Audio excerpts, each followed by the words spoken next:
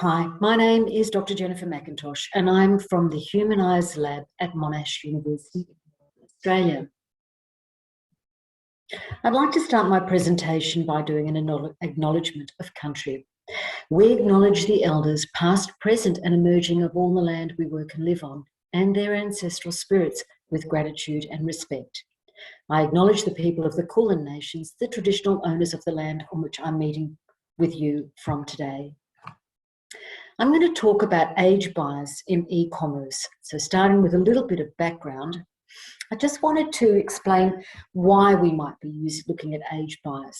We know that software applications are generally designed for a general target end user, and this means that diverse ages are often not accommodated. This has become much more apparent in the recent COVID-19 pandemic, with a lot of older people using e-commerce for the first time and more often because of the social distancing requirements. Most research focuses on age bias in the software industry, but actually in the employment sector, not in the end users. Despite this, there has been an attempt to actually address bias in software with things like the GenderMag program. GenderMag addresses potential gender bias in software applications, and InclusiveMag is a derivation of the GenderMag to increase software inclusivity in underserved populations more generally. So I'm going to talk a little bit about InclusiveMag because we use the InclusiveMag framework and methodology to develop and do our research. The InclusiveMag uses 3 different steps. And the first step is called scope. This is where you scope the facets of the people with the actual different accessibility issues, and in our case, ages, that are important for using the particular type of software. And in our case, we're looking at e-commerce software. Once we've actually discovered what the facets are through exploratory research and evidence, then you can develop representative personas to personify up to a number of people, and in our case we chose 3 when we started out, of various ages and different facets to then look at how we might depict these people.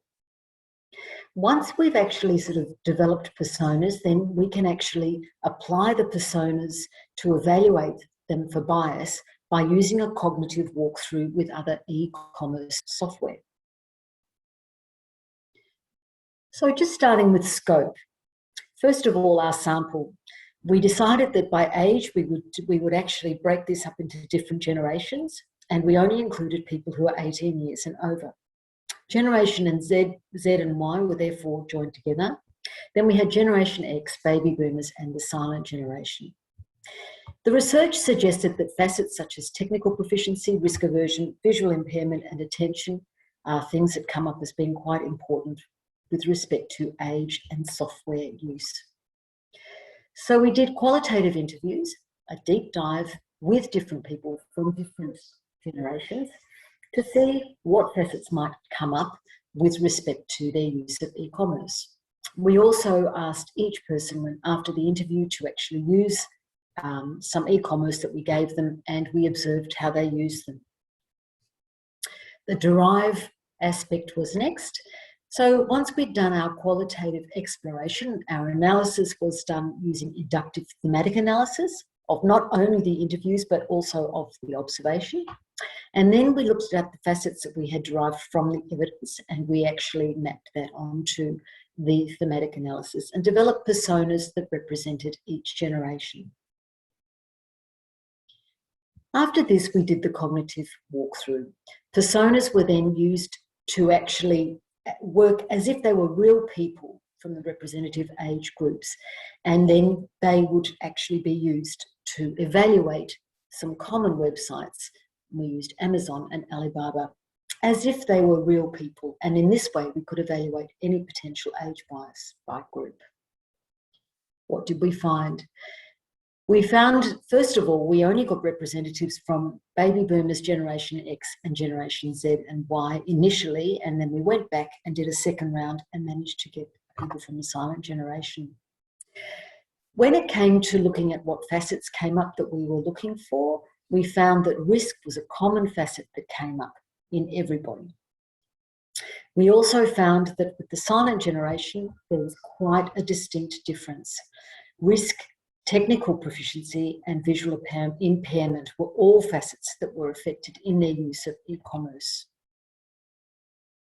Just to show you one bit of a snapshot of some of the stuff that we looked at.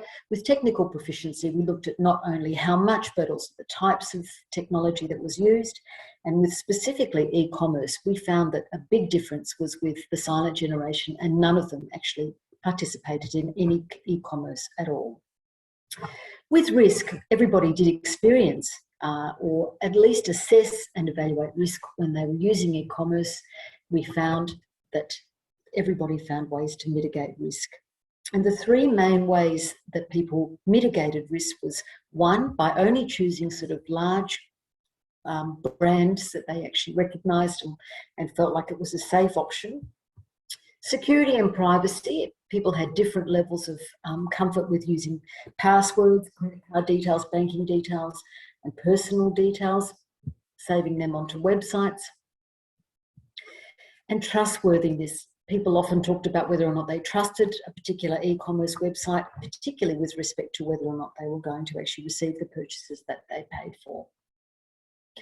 We developed two personas, and as I said before, there was a very clear difference between the younger three generations and the elderly personas. So being true to our data, we actually presented two different personas with quite different facets. When we did the cognitive walkthrough, we had the two personas were instructed to buy a printer and find out what might be currently on offer on these websites. And we found that the general or younger personas, they did a lot of reading and comparing products and managed to find today's deal. Whereas the elderly personas needed a lot of help.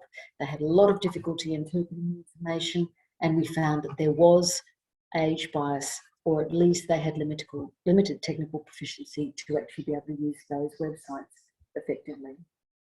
So our research provides a baseline for evaluating age bias in e-commerce. We found no conclusive evidence to suggest that the facets technical proficiency and visual impairment had an influence on younger groups. However, we did find that this was something that actually affected the silent generation's behaviour when engaging with e-commerce. This is consistent with other research.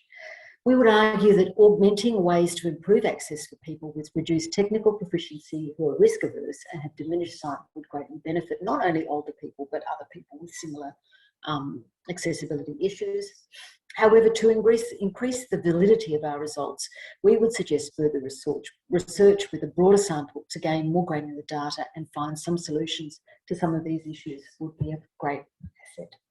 And I'd like to acknowledge the people, my co-authors, and also this Tangela and I are both supported by an ARC Laureate Fellowship. Thank you.